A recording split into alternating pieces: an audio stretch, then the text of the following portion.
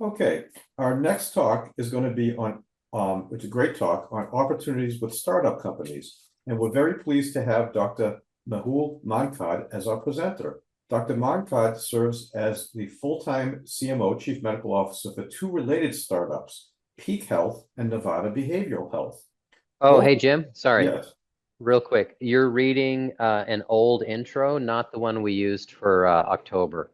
All right, just let me read it to you offline then, and you tell me what to fix, and then I'll do it. So, Okay. what are you the CMO for now? Is it Peak We Health? just we merged the companies, and so we don't use the name Peak Health anymore. So if you just scratch that out, it's just Novum. For Novum, Novum. Yeah.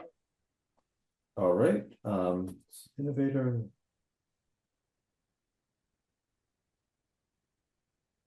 And you still doing your expert witness work? I am. Everything else is the same. We just merged the companies, and you had it right in October for whatever reason. Whatever script you got for this is last year's The reason 2023. the reason it's screwed up is because I got the script and I'm Ah, responsible. That's the reason. All right. Hello, my name is Jim Mangraviti, and I'm an idiot. All right, welcome back. Our next talk is going to be on opportunities for physicians, non-clinical opportunities for physicians with startups. And we're very pleased to have Dr. Mehul Mankad as our presenter. Dr. Mankad serves as the full-time CMO, Chief Medical Officer for Novum. Novum is an innovator in value-based behavioral healthcare. Formerly, Dr. Mankad served as a CMO for health insurance, Alliance Health. Mehul is a Duke and Rush trained forensic psychiatrist who earned both his BA and MD from Northwestern. In addition to his CMO work, Dr. Mankad serves as an expert witness in cases of impaired professionals and stays clinically active practicing at the VA 1 day per month. So please welcome Dr. Mehul Mankad. Jim, thank you so much for having me. And it is a pleasure to join virtually. And I hope to make this useful and impactful for anybody who has the opportunity to participate in the Seek Online program. I am going to share my screen now. All right. Is that coming through? Okay, great. So we are going to talk about my favorite current topic right now, which is working in the startup world. Let me make sure. There we go. All right, great. So the United States healthcare sector is one of the largest single components of the U.S. economy. Beating estimates of $4 trillion last year.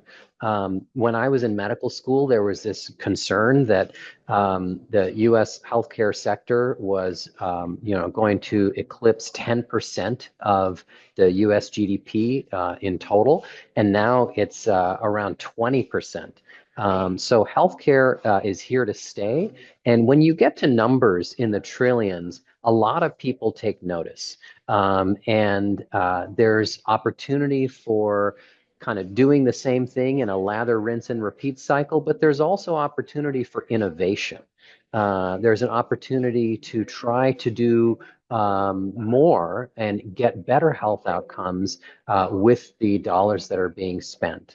A lot of the US healthcare economy is really a sickness care economy and not really a health improvement economy. And so that's where a lot of the interest is coming so that we spend that $4 trillion more wisely. As a result, kind of combining the force and the size and scale of the US healthcare sector with America being the hotbed of innovation, we have, one estimate claims, over 30,000 healthcare related startup companies in the United States. And one thing I'd like you to take home, if there's nothing else, is that they are, all 30,000 of them are craving your input. Many of them, if not most of them in the early stage, don't have a single clinician advising them, much less a physician. And so that is where you come in. So where do I come in with all of this? And what I would say is that you could be hearing this from a variety of people, but you're stuck with me for the next 40, 45 minutes or so. So that's good news, bad news, I guess. So my background is that I, of course, did the pre-med classes, but I was a philosophy major when I was an undergrad, and then went to medical school like all of you, and really liked the disciplines in medicine where I felt like I was really active and doing something. So I liked many of the surgical subspecialties, but I loved psychiatry since every case was unique and engaged my interest. And really let me kind of explore a lot of things all at once. So ended up deciding to go into psychiatry, did a 4-year psychiatry residency, the last year of which was as chief resident, and then a forensic fellowship, as Jim mentioned. And then after that, as with so many people, I got a job. And the job I had was split between an academic VA and the teaching hospital. In my case, the VA was the one in Durham, North Carolina, and the teaching hospital was Duke University, where I had done my residency. Rose through the ranks of those institutions, primarily in the clinician educator track, and took on a variety of roles. And I remember, the first time I was asked to be a medical director, and I thought it was such an honor. And I realized after the fact that if you just give someone more work and don't pay them anything else, and you call it an honor, then some kind of innocent rube is going to step up. And in my case, it was me over and over again. And so I think a lot of you may be able to relate to that. The pinnacle of that story was ending up as chief of psychiatry at the VA, where I had about 40 psychiatrists and 9 NPs and PAs reporting to me in our department. While I was there, filling these variety of roles, we didn't have enough staff. As many of you know, there's a shortage of mental health clinicians, particularly in the VA setting, leading to long wait times. And so I was trying to juggle my 40 hours a week of administrative duties with trying to fill the schedule as a provider myself. And so I remember there was one week, probably there were many weeks, but there was one week I remember in particular where I was working 79 hours. I counted all the hours, and it ended up being 79. And I thought, gosh, if I was a resident in the modern era and I had worked one more hour, I would be guilty of duty hours violations, and I'd have to report that. But of course, nobody cares about how long attendings work. And that was the week that I got a call from a recruiter, and it's the same sort of thing that you all get. But in this case, I took the call. And the recruiter said, "Dr. Moncada, don't hang up." And I thought, well, this is different. She said, "I'm not the kind of recruiter that is just looking to place you in another clinical role. This is something that's full-time administrative. We have a position at a not-for-profit managed care company. Yes, those do exist. And they need a chief medical officer." And I thought, you know what? I either go full administrative or go back and be full-time clinical. But the thing of trying to do both, it just wasn't working for me. So I went ahead and made that change and became primarily non-clinical, and did that role for about 3 years. And while I was doing it, COVID happened. And while COVID was going on, our managed care organization was approached by a local news station to have kind of a recurring guest on their news program to talk about the mental health impacts of all of us staying at home. for months and months, eventually turning into over a year, as you all remember. And so I thought, you know what, I'm going to go ahead and take that on. It's going to be good for me. It's going to be good for our organization to get the name out. And I would record those little clips with the local news anchor, and then I'd post them to LinkedIn.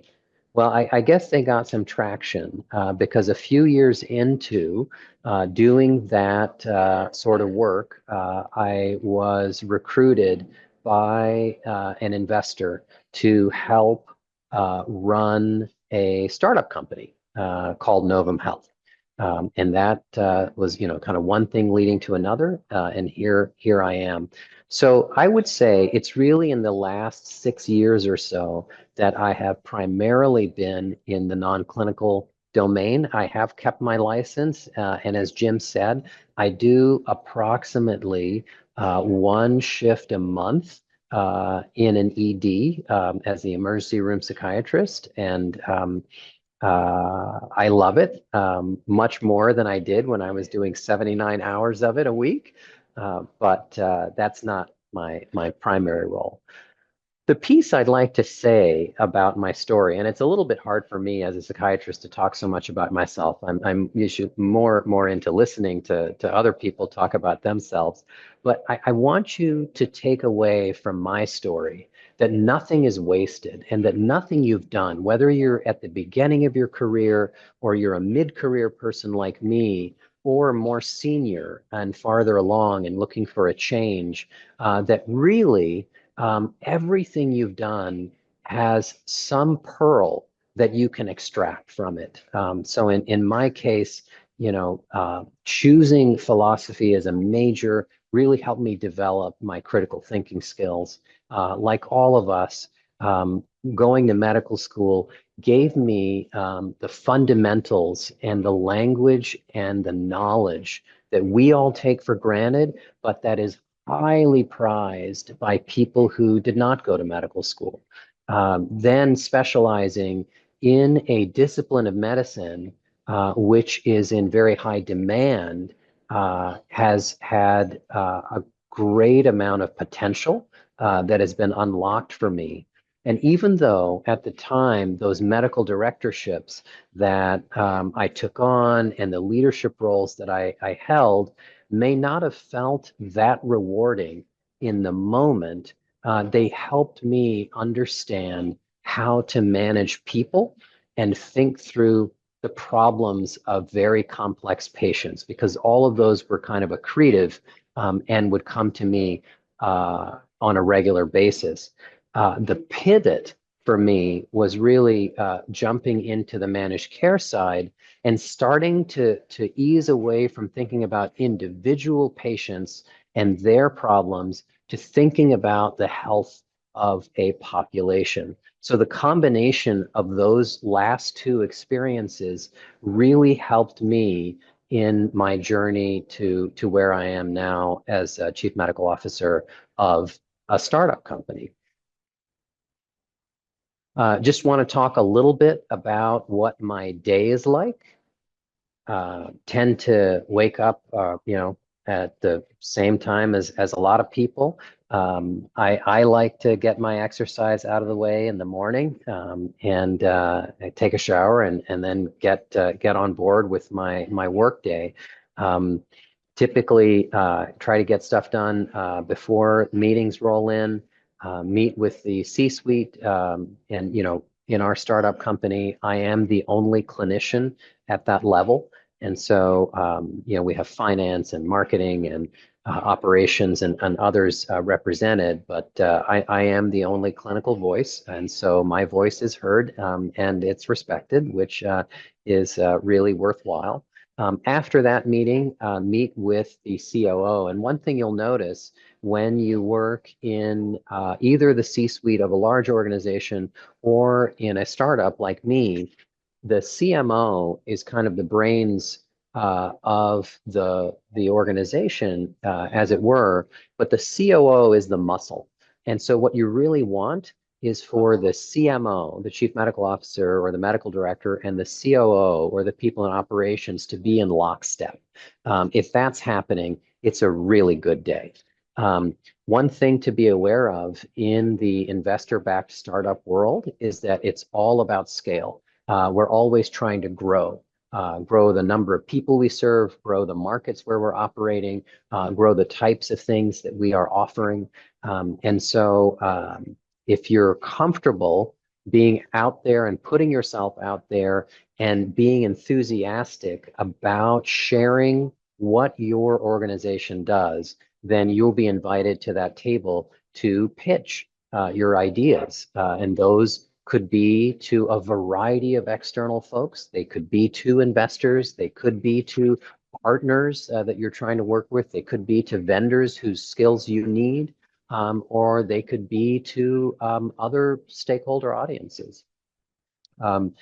Data drives everything these days, and so I spend time with our data team as much as possible to give me the information I need to help with company strategy.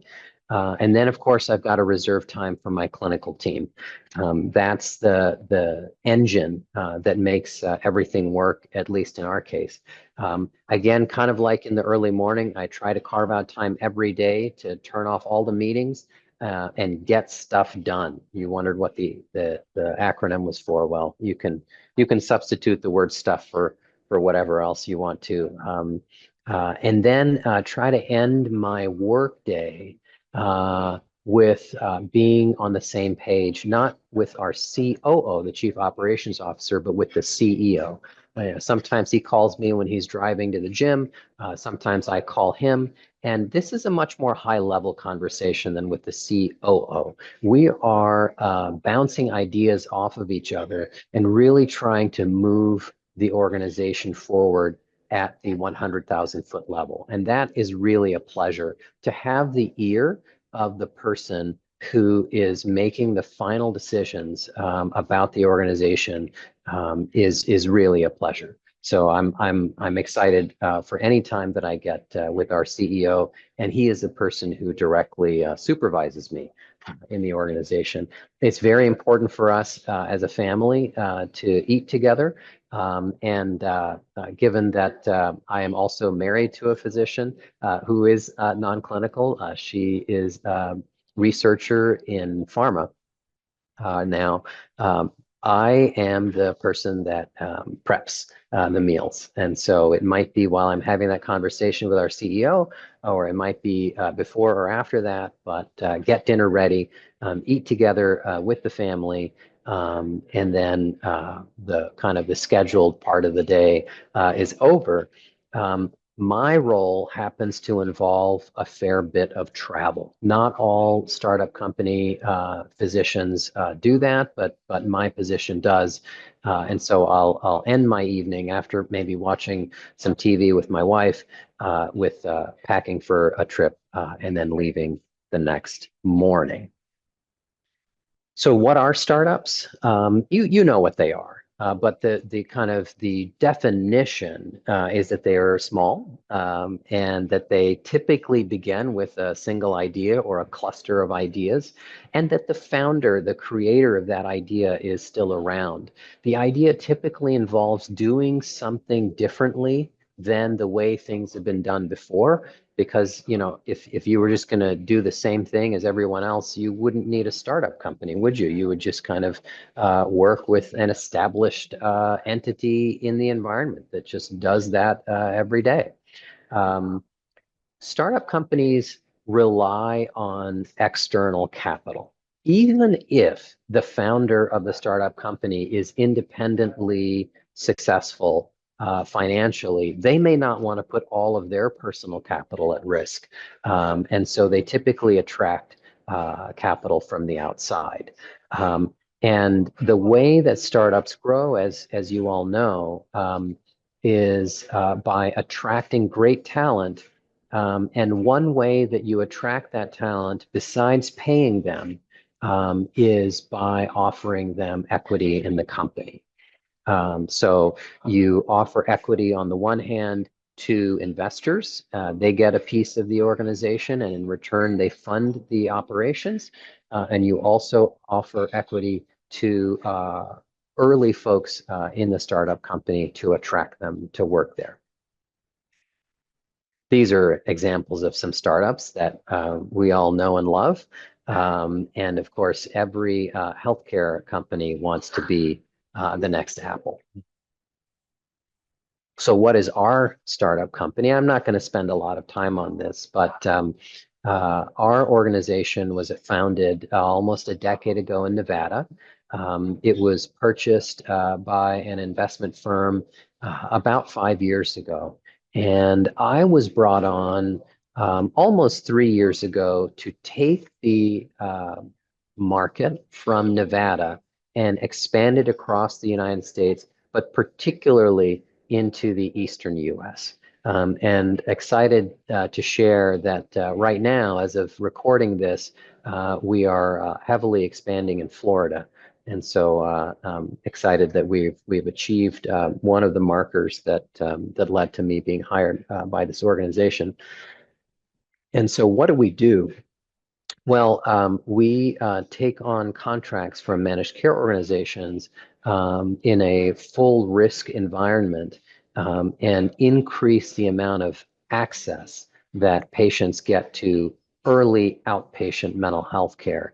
And in return, that decreases the amount of time and frequency that people go to the emergency room. And that ends up leading to lower costs overall and higher outcomes for patients.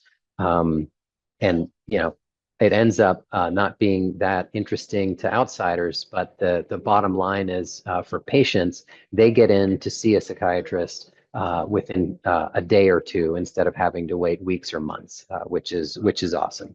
But there's a lot of kind of healthcare finance stuff under the hood, which patients don't really need to know about or care about. I'm going to come back to that picture from the earlier slide about the one that said that the economy for healthcare is $4 trillion and that there are 30,000 healthcare startups. I highlighted in orange the 3 domains that I think our startup tackles and tries to integrate. And I think for you, as you look at the startup domain, or if you're offered a position in a startup, it's fine for it to impact one of these kind of petals on this daisy, but it's really cool. And I think it's more likely for the startup to be successful if it impacts more than one. And so, in our case, I think we do a great job with data and integrating it with finance and behavioral health. And so when we kind of put those 3 things together, it creates something that didn't previously exist in the marketplace. But there are so many different ways to slice and dice the startup pie. So what are the different kinds of things that people can do in the startup world? Now, I will say that when you are in a small organization like mine, and I think I had put in one of the previous slides that, I was employee number 6 for our Eastern market. And so all of these bullet points I have to do. In a mid-stage or a late-stage startup, you may have more than one clinician, or you may have people supervised by clinicians. And so, you may have split up these responsibilities. But I like to think about them in 2 buckets, internally facing and externally facing. So, on the internal side, there's all the clinical oversight. There may be multiple clinical departments. You may take on responsibility for the health outcomes of the organization, if that's something that your organization is responsible for. You may do direct patient care as part of your work, or you may supervise the care delivered by employees in your organization or by contractors that your organization works with. As I had mentioned in those conversations with my CEO, internally, I may be working on strategy. The chief medical officer or the medical director in a startup is typically responsible for the clinical vision of the organization, is responsible for the model of care or any changes to the model of care. On the external side, you are often, or sometimes the only face of the organization. People don't want to hear from the chief financial officer about a healthcare company and what they're trying to do. They want to hear from you. They want to hear from the doctor. And that may be to investors. It may be to the public. It may be to patients. So you really are the champion of the organization to the outside. And then there's a variety of other kind of external elements, and you can see them on the slide. The nice thing about things like accreditation and regulation is that you don't have to be an expert in all of this. There are really talented people that are probably either working in the organization already or consultants that the organization contracts with. And so you'll be at the table working with those individuals and will absolutely learn elements of things like accreditation or regulations or provider relations or vendor management. That's kind of one of the exciting things about leaving clinical medicine is that you're constantly learning and engaging different parts of your brain than the hamster wheel of a clinic day full of patients. As with anything, there are benefits and disadvantages of being in the startup world. On the one hand, you are at the grassroots level being the agent of change that could sweep the country or further with new and exciting ideas. On the other hand, there is no safety net, right? The analogy or the saying that you're building an airplane while it's in flight, I would say is taken to an extreme in the startup world. You may decide the airplane needs an extra wing or two tails while you're building it. And so there's a lot of opportunity for design and redesign. The good news about the startup world, as opposed to practicing medicine in an increasingly corporate environment, is that there are fewer levels above you. So that's nice. There are fewer people who can just trip you up by saying no. Less people that you've got to ask permission from to get anything done. On the other hand, there aren't as many experts. Guess who the expert is for the clinical stuff? You. And so there's that piece. The other thing is you've got a lot of true believers at the startup company. They wouldn't be there if they didn't believe in it. So if you don't believe in it, it's probably not the right startup for you. And you may want to pick one of the other 30,000 companies. There is that potential for hockey stick growth where things are creeping along and then they just kind of take off. But there's also the risk of being in the startup world. And that's the reason, frankly, that I have not let go of my clinical license, right? If this doesn't pan out, I can always go back to seeing patients. And that 80% number, 80% of startups in the healthcare space don't make it. That's actually really a good number.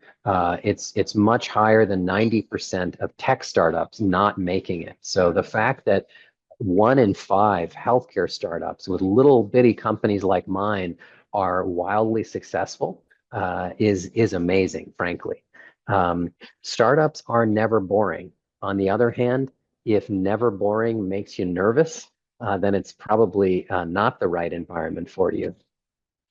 Coming back to the never boring, it's in constant motion, and there's probably a lot of flexibility since there are no rules or almost no rules. On the other hand, that flexibility may require you to do things that you didn't used to do previously.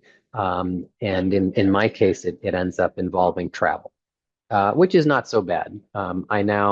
I don't get bumped up to first class every time I get on an airplane. I'd say it's about 30% of the time, but they do stick me in that what I call poor man's first class, the row right behind first class where you can get off the plane faster. So there's that. All right. Well, the good news is you're almost done with me, so we just have 3 slides left. Here's a section that I would just I would call Q&A. These are questions that are often asked of me. I think Jim may have some more questions at the end, but I'll just kind of run through these. Can you be someone that works with a startup part-time? Absolutely, yes. The tiny startups only can afford or only need a few hours of your time. In fact, the tiniest ones that are revenue and don't have a lot of funding, they may just pay you in equity. They may not have a lot of money to go around. And so if that's the case, it probably will be part-time. You are either paid as a W-2 person or a 1099 contractor. It really depends on the relationship. The question often is, can this replace my income? It can replace your income. And so if the startup is well funded, if it's a mid-stage company or a late-stage company, the income could be the same as or greater than what you make clinically. Typically, there's a bit of a trade-off. If the income is higher and the startup is later stage, then the equity that you're offered is typically lower, not always, but typically. And the reverse is true. If it's an earlier stage startup and they can't afford a lot of money, they may try to sweeten the pot by giving you more stock in the company. So that's something that's a very personal decision. It's also one that's negotiable. Can you work remotely? In this post-COVID world, it's more often than not that the medical directors and chief medical officers at startup companies work remotely. It's a lot cheaper in terms of office space for the startups, which I think you would appreciate and enjoy as well. The work-life balance piece, I think, really depends on the culture of the organization and what is being asked of you. If things are humming along and your role is really to supervise and manage, that's a very different organization than one where they're still building and nothing is truly set. Can you have other jobs outside of the startup? I called it moonlighting here. You might call it locum. The answer is it really depends on the organization. They're not going to want you to compete with their idea. And you don't want to compete with it either, because at that point, if you're going to join them, you're a big believer and you want to put all of your work about that idea into the company and not outside the company. On the other hand, if you want to do clinical work that's unrelated to the startup, then that's probably something that you'll want to discuss with them in advance. And do you need a medical license, or do you need to be licensed in the state where the startup operates? Of course, you know the answer to this, and that is it depends on what the startup does. So how do you get there? Well, they're going to assume that you're an excellent clinician. And so I would say that's the floor. That is not the ceiling. So continue to be that excellent clinician that you already are. But what you need to develop are those transferable skills that I mentioned early on.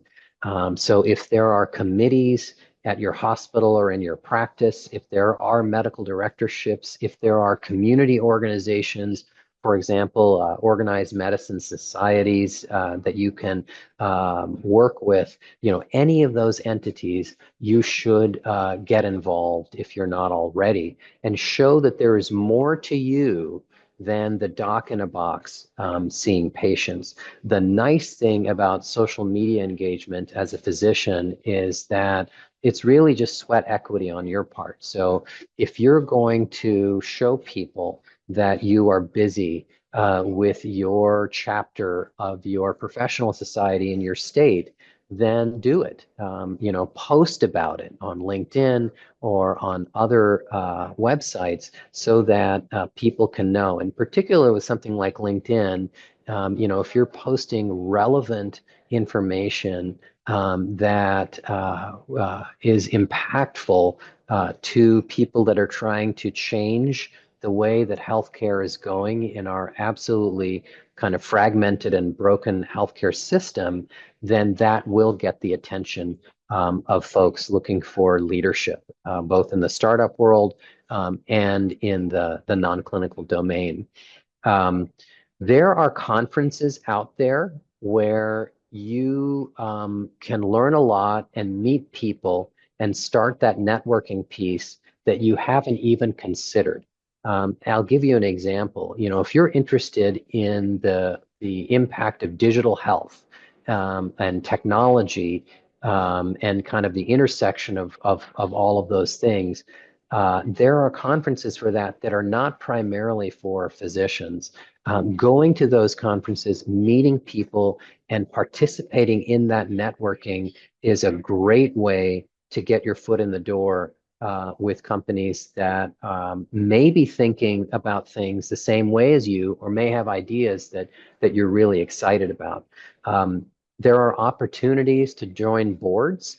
Those could be nonprofits, they could be for-profits.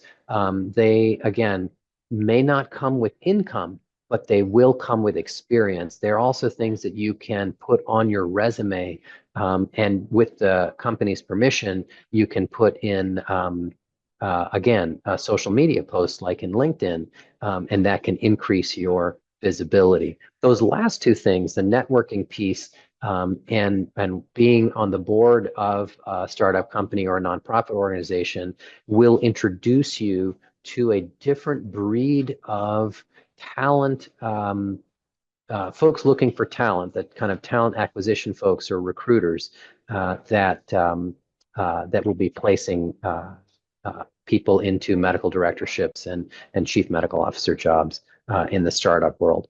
I asked my current colleagues, none of whom are clinicians, about tips that they would want to give to you and challenges that they've had working with physicians who enter the non-clinical space. And here are a couple of examples. You know, one is that they really like doctors who are not kind of aloof and reserved and really want to roll up their sleeves and get in the trenches. And when things get complicated, educate the rest of the team in a way that they can understand, but doesn't make them feel stupid. Remember, they're better than you, probably better than you at what they do, whether it's finance or marketing or what have you, and it's important to respect them. On the other hand, you have a vast store of knowledge that they are greedy to learn from. And if you can explain things in the scientific domain and the biomedical space in a way that they can understand, it's going to help them, it's going to help the company, and it's going to help your relationship with your peers. Being on the lookout for what patients really need, and also on the lookout for what is historically done in healthcare but is actually wasteful or not that helpful, is a differentiator that separates a great chief medical officer or medical director from someone who kind of just shows up. And so that piece, and also bringing in outside perspectives from all the different things you've done to this tiny organization, are really keys that can help you rise to the top of your game. The piece I'll leave you with on the red side, and you can read those yourself, is that MD does not stand for medical deity. And so, you know, you've done a lot of things, and you may have led in the healthcare space. That actually doesn't qualify any of us to assume that we know how to operate in the corporate space. And so there's a lot of learning that we have when we enter these spaces. So important to remind people that you bring a lot to the table, but also to be humble and that you've got a lot you can learn from them. Again, thank you so much for this opportunity to join with you, and really look forward to connecting. You can, if you Google me, you can find me, and happy to engage with you in any way that I can to help propel your future. Thank you. Mehul, thank you so much. Absolutely fantastic. Third time I've heard you speak. Really, really entertaining, very informative. A few follow-up questions, if you don't mind. What you did was very, very probably accidental, but also shrewd at the same time, is that you built a platform for yourself, and you built a name for yourself through the LinkedIn, through the television, through COVID, through your leadership positions at the VA and things like that. People came to you. It's always a good thing to do. I want to talk to you a little bit more about, so basically opportunities came to you. I want to talk a little bit more about specifically finding opportunities the other way, where the opportunities don't come to you. So you mentioned networking, and you mentioned conferences. So I guess I don't want to put you on the spot because we're not prepared for this, but what specific names of conferences, organizations, or groups, if any you can recall right now, would you recommend where doctors can get a sense as to who's coming up in this space, who's coming up in this space in their therapeutic area, which obviously you matched your therapeutic area with behavioral health, with psychiatry and whatnot. So any specifics on groups, conferences that might want to put on their radar screen? Absolutely. Yeah. I think and thank you, Jim, again, for the opportunity to be here. I really love supporting Seek, and I think it's so impactful, the work that Seek does and that you do.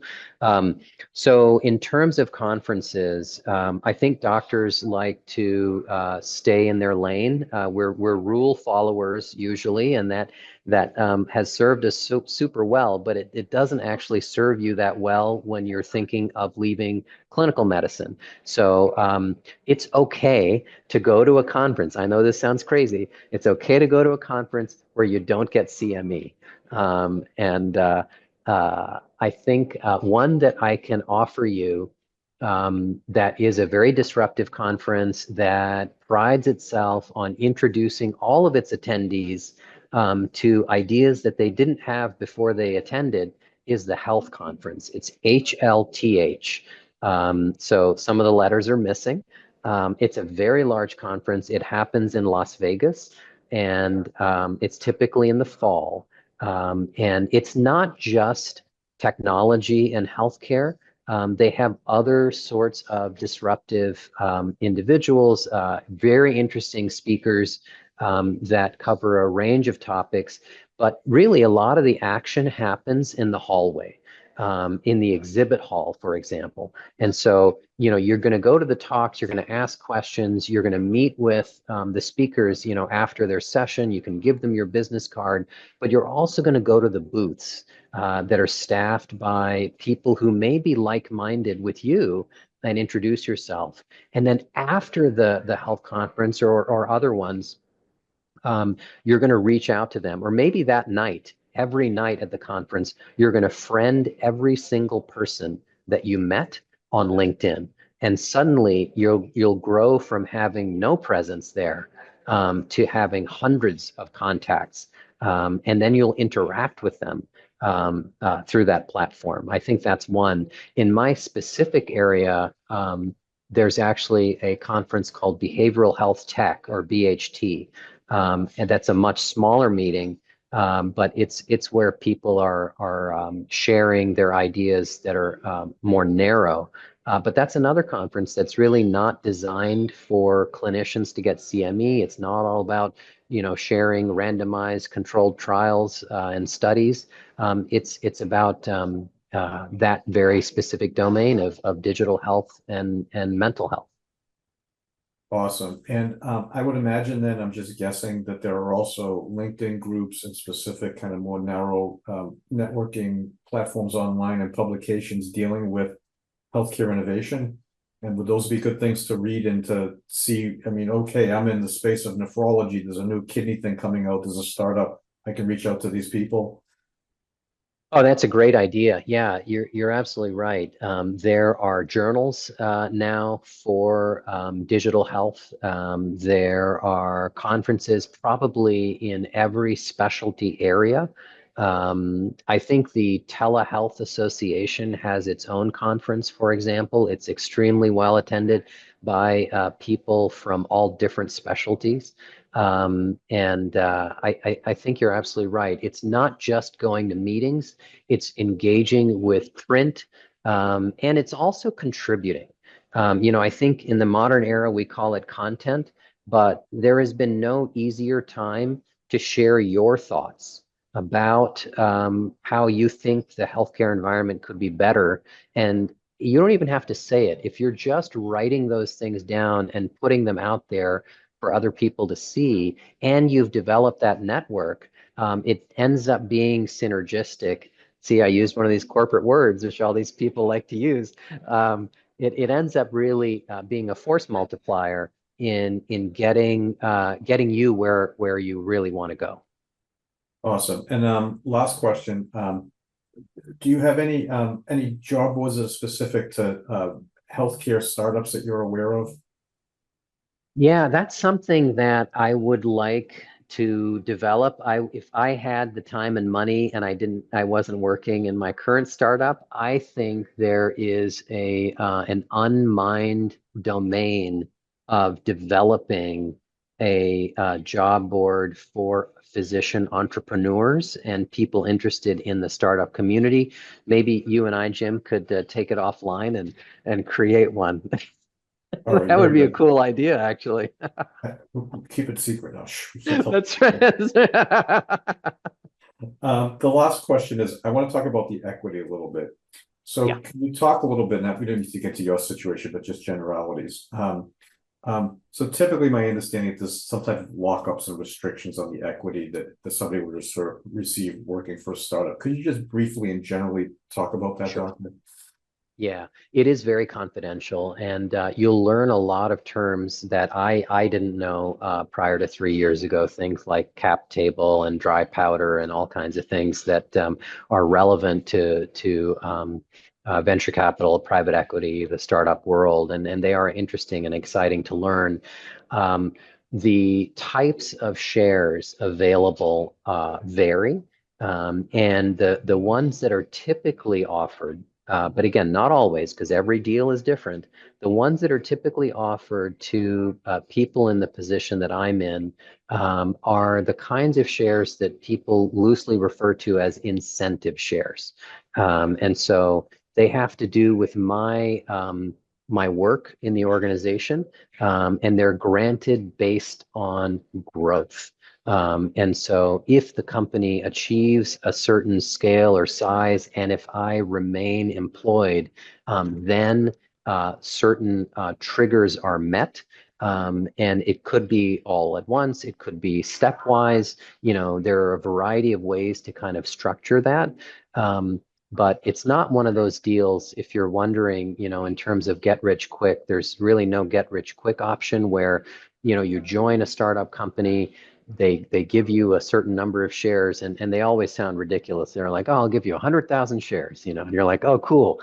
You can't just take that and leave and then 10 years later become a gazillionaire. You really have to be there the whole time. And if you leave before the company becomes a gazillion dollar company, then you're not going to participate. I don't know if Awesome. that's the question you were asking. Perfect answer. Okay. Of course, a question always begets a question, so an answer begets a Yeah. question. So I imagine you signed an employment contract. Yes. Imagine the contract had some terms to it. It wasn't a one pager with all this legalese that you're talking about. Did you get legal advice, and would you recommend people getting legal advice so that they understand everything that they're signing? I absolutely do, and I know you're a recovering attorney yourself, Jim, but you know as well as probably better than anybody that if you look, and you don't have to really look that hard, but if you look, you can actually find a contract lawyer for very specific kinds of contracts. And so I did reach out. I can't remember her name, but I sent my contract to a lady that specifically reviews contracts for people who are going to be hired by startup companies, not physicians, just Yeah. anybody that's going to be kind of at the co-founder stage or at the C-suite stage that's going to be granted equity. And she helped kind of look line by line and explain things to me that I didn't understand at the time, and help me ask for things to be included or stricken from the contract that I would not have known without her help. So I'm forever in her debt. The few $100s that I spent on that could honestly, have several zeros more added to it if I had not asked for her support. Well, on that note of a doctor saying something nice about lawyers, we will end this. So Dr. Mankad, thank you very, very, very, very, very much. That was fantastic. Learned a lot. Thank you. Thanks, Jim.